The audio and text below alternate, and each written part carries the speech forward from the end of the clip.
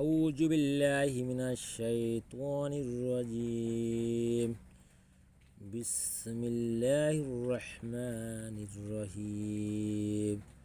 সকল প্রশংসা সে রব্বুল আলামিনের, যে রব্বুল আলামিন আমাকে এবং সকল মাখলুকাতকে এবং সকল মানুষকে সৃষ্টি করেছেন। সে রব্বুল আলামিনের প্রতি শুকর আদায় করি। সকলেই বলি আলহামদুলিল্লাহ।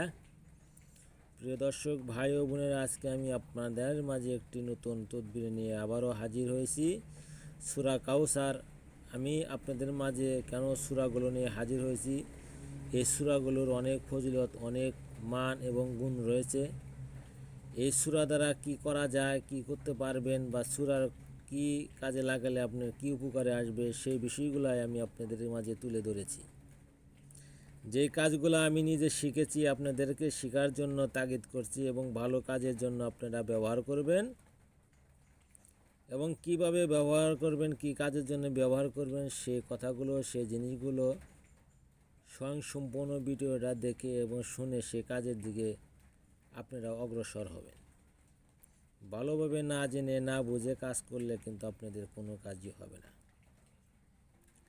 আজকে সূরা কাউসারের একটি তদবির আপনাদেরকে জানাবো। সেটা হলো মানুষের মাজাতে, পিঠে, হাঁটু বিভিন্ন জায়গায় রগ আটকে ধরে, বা মাজা নিয়ে সোজা হয়ে উঠতে পারে না, বা মাজা নিয়ে বসতে পারে না, এরকম প্রায় সময় বিভিন্ন জায়গায় দেখা যায়। তার ব্যথার তীব্রতার কারণে সে লাঠিবদ্ধ দিয়ে হাঁটে এবং তার মাজা আটকে ধরেছে। ডাক্তারের পরামর্শ বা ওষুধ খাওয়ার পরেও তার এই অকটান ছাড়তেছে না, ব্যথা ছাড়তেছে না। আপনাকে কি করতে হবে তাহলে?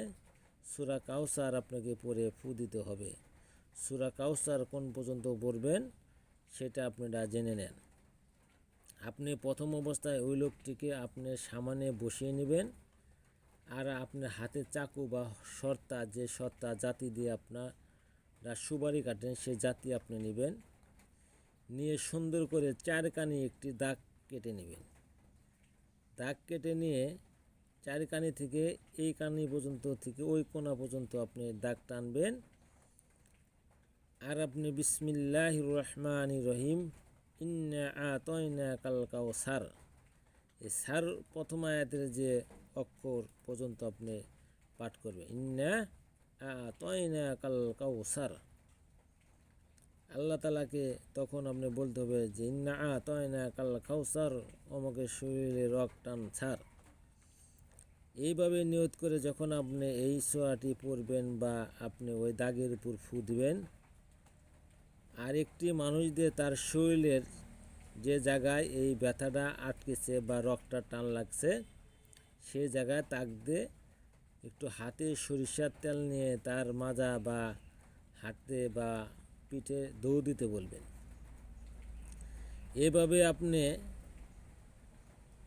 উল্টা পুল্টা করে দাগ টেনে ঘরগুলাকে পুরো করে ফেলবেন।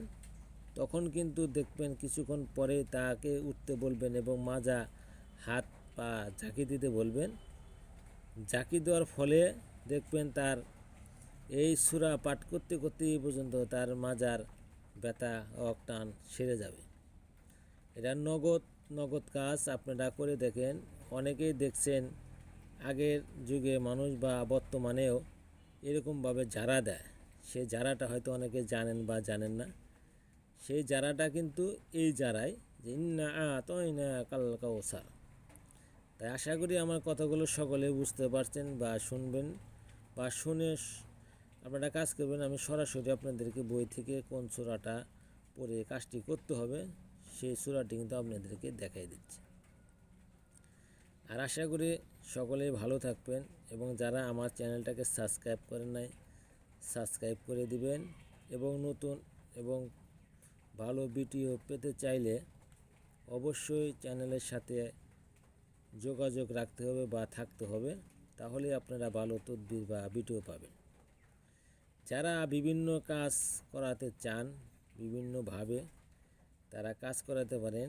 আমার স্ক্রিনে দেওয়া নিচে নাম্বারে যোগাযোগ করে কাজ করাতে পারেন, এবং আপনারা আরও বিভিন্ন তদবির ভিডিও যে আমি দিয়েছি সেইখান থেকে দেখেও আপনারা কাজ করতে পারেন। কাজ করার আগে অবশ্যই আপনাকে পাক পবিত্র হতে হবে। আপনি খালেস নিয়তে আপনাকে কাজ করতে হবে। আসসালামু আলাইকুম।